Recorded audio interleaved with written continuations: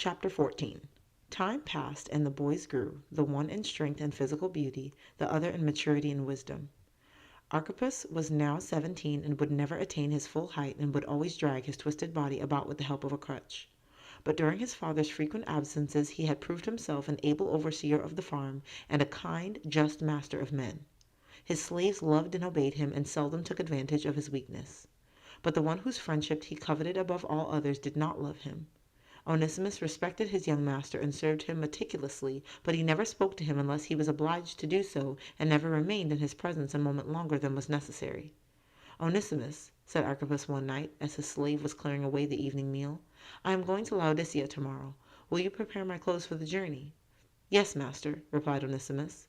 He carried away the vessels and returned and began to lay out the clean tunic and brush the sandals in silence, with the utmost deference.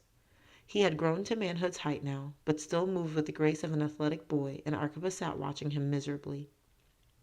The beauty, the rippling muscles, the proud lifted head always woke in him an unconquered ache of longing to be like him, longing to communicate.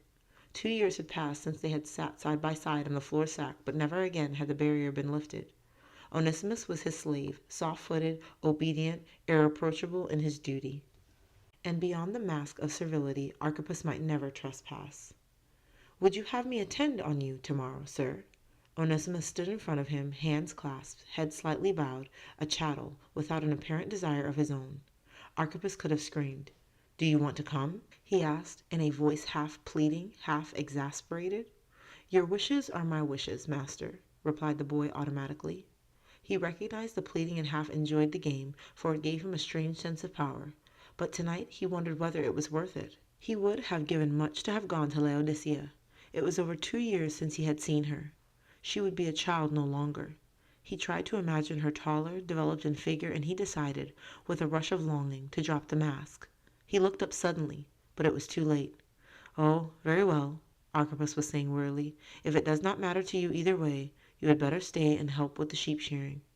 There is a gathering of the Christians in the church at Laodicea, and some of the Christian slaves will be coming with me in any case. I shall be meeting my father and Epaphras, who are traveling down from Philadelphia tomorrow, and we will all return together. Be sure my father's apartment is ready before the evening. Good night." He turned away, and there was nothing for Onesimus to do but to reply respectfully and go. Outside in the meadow he cursed himself bitterly for a proud fool, and he was half tempted to humble himself and creep back and kneel at his master's feet and ask to go with him. Although he had never asked anything of Archippus, he knew that he would deny him nothing. He hesitated, turned, and then turned back scowling. Was this how he wished to face her, meek, servile, in the background? 1,000 times no. He would go to her alone, walking as a free man with his head high, or he would not go at all.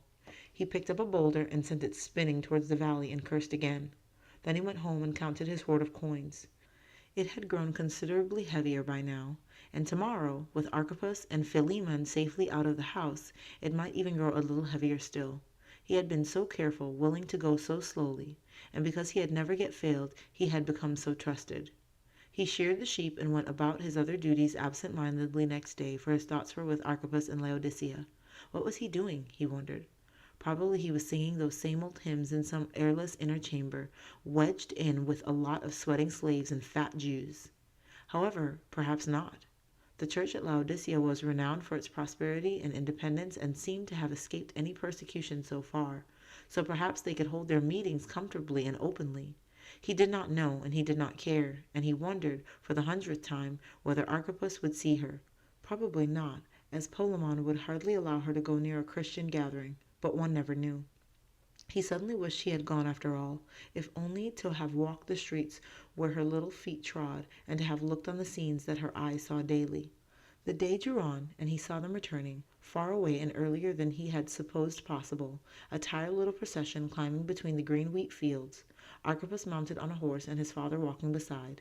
These long rides on horseback always brought on attacks of pain, and Onesimus ran to the house to prepare his master's couch and fill the jugs with water and lay out clean clothing. He was just in time to reach the door and help Archippus alight. "All is ready, master," said Onesimus, helping to support the twisted figure which drooped with weariness. "Shall I help you to bathe and robe before your evening meal?" "No, thank you," said Archippus. "Hand me my crutch, and I'll see to myself. You need not wait, Onesimus. Good night." With an effort he drew away, his face averted, and limped into the house alone, unnoticed by his parents who were busy greeting each other. His slave stood watching him for a moment and then shrugged his shoulders and turned away. If he likes to struggle with jugs far too heavy for him, let him, he muttered. But he was bitterly hurt and disappointed. He had missed his master more than he had realized and had been longing to hear what had happened at Laodicea. He wandered moodily over to his hut, and his mother cooked his supper, but it did not cheer him. The very sight of his mother worried him these days. She had grown so thin and coughed so often, and sometimes he noticed her holding her side, her face puckered with suffering. She was often asleep when he came home at night, but she seemed restless in her dreams and often cried out as though in pain. Yet when he asked her about it, she would laugh and tell him that all was well. "I am in Christ's hands," she would say simply. "Can any evil befall me?" "Well, I suppose you can be taken sick and die in Christ's hands the same as anywhere else, can't you?" he had answered rudely, and gone off before she had time to reply. He took a few mouthfuls of food and then pushed the plate away and went out. He thought he would betake himself and this demon of restlessness within him to the canyons and climb until darkness fell. Even as he strode across the upper meadow, the quietness and the scent of newly mown hay soothed him, and he walked more slowly and then stood still. He sometimes imagined that on these long, light summer evenings you could hear sounds too small for ordinary human ears. The rustling of the couch grass, the fall of the dew, the folding of the poppy petals, the flight of homing birds. His gaze came to rest on the shadowed town across the valley, where perhaps she was kneeling by some open window, robed for sleep, looking out on the evening sky. He wondered where her bedroom was, and whether she ever cupped her face in her hands and gazed over at Colossus. Then suddenly he was jerked back to reality by a sound that was not imaginary, but clear and very close at hand, the sound of a deep groan. He peeped cautiously round the outcrop of rock from behind which the sound came, curious but unwilling to become involved in other people's troubles. But instead of seeing and creeping away, he stood rooted to the spot, pride and pity, fear, curiosity all struggling for the mastery. For Archippus sat on the ground, his face hidden in his hands, weeping. Archippus, who had never once, since his talk with Paul on the shore, spoken of his suffering or complained of his lot. Archippus, who for 2 years had shown a brave smiling face to the world, was sobbing like a child. Onesimus stepped forward. He feared the light and peace that dwelt in Archippus, but here was darkness and conflict such as he himself knew. He laid his hand on his master's shoulder, and the boy started violently and looked up, angry and ashamed at having been discovered by his slave in this moment of weakness. "Leave me," he ordered, but Onesimus, for the first time in his life, openly disobeyed him. Archippus, looking up wonderingly into his eyes, saw, not the perfect, impersonal slave, but the boy he had grown up with, gazing at him with deep concern and pity. Dashing the tears from his eyes, he pulled Onesimus down onto the grass beside him. "What is the matter, master?" asked Onesimus. "Did anything go wrong at Laodicea?" Archippus gave a shamed little laugh and blew his nose hard. "Nothing but what I might have expected," he replied. "I've never told you, Onesimus. I never tell you anything because you will not let me, but I have always loved her, ever since the day you found her in the canyons. Hardly a day has passed that I have not thought on her. In a way I knew, but in my dreams it is difficult to remember what an ugly, weak creature I am. Only today she saw me for the first time since it happened, and now I know I need not dream any more." "What did she say?" "Oh, not much. She is still a child in some ways. I met her in the street, and she would have passed me by, only I dared to stop and greet her. When she recognized me she could not mask her horror and concern. She concealed it quickly and asked after my father and you, Onesimus, but she did not want to linger. She bade me farewell as soon as she decently could, and I know now that it is farewell forever." He spoke sadly and quietly, as though his passionate grief had died in the telling. They sat for a few minutes in silence, and then Archippus spoke again haltingly. "I went on into the church. We started with a great love feast, food and drink in profusion. All seemed satisfied, patronizing, lukewarm, and I was like a man starving for living bread and water. Perhaps it was not Christ I was seeking. I wanted her, Onesimus, or failing her, some human comfort and solace. He knew. He is very merciful toward our weakness." "What do you mean, master?" "Oh, drop that master, can't you? I loathe this master-slave relationship. We were babies together, Onesimus, and you were my friend years before you were my slave. And Christ was merciful. I needed him. But he touched me with a human hand and spoke to me through human lips. You came." "Me?" repeated Onesimus, thoroughly alarmed at this new part he seemed to have played. "Yes, you. You have not spoken to me like that for 2 years, and I want to know now, Onesimus, why you put up these barriers and act like a dead dummy. Is it because I ill-treated you before I knew Christ? Heaven knows how I have repented of my pride and cruelty and deceit. Will you never forgive me? It was getting dark now, and a sickly moon had risen over the poplars. Deep called to deep and truth to truth. It's not that, said Onesimus. I forgave you years ago. I think I am afraid of you, or perhaps I am afraid of that Christ who indwells you. Afraid of Christ?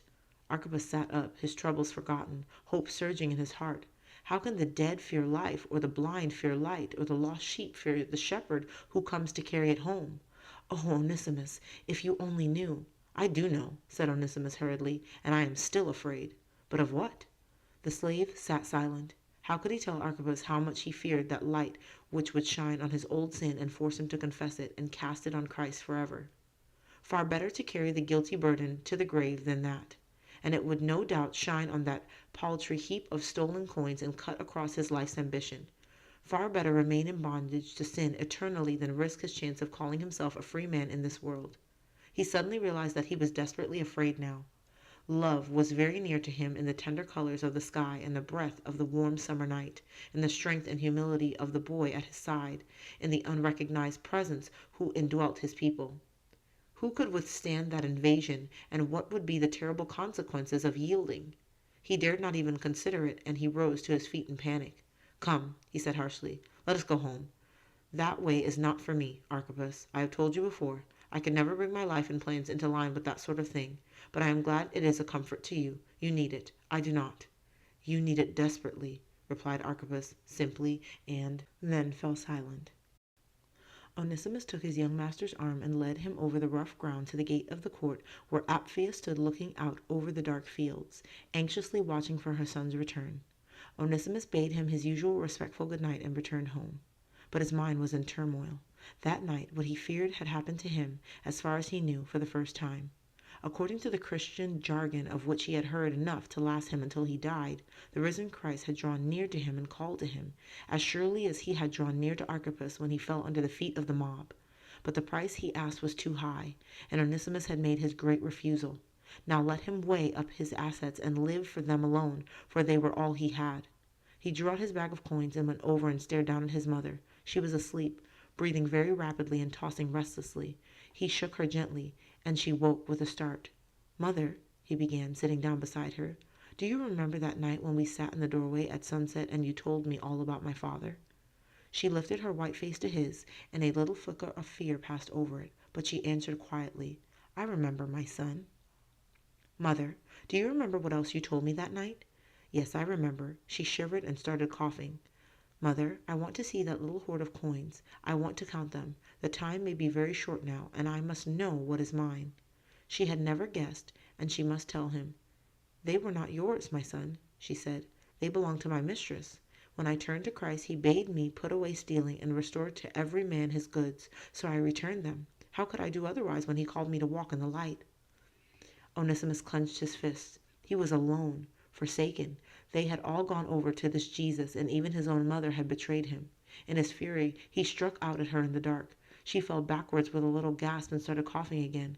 Terrible choking, coughing. Thoroughly alarmed and bitterly ashamed, he led a rush and brought her water and helped her to sit up. And as he did so, he saw that her pillow and gown were spattered with blood.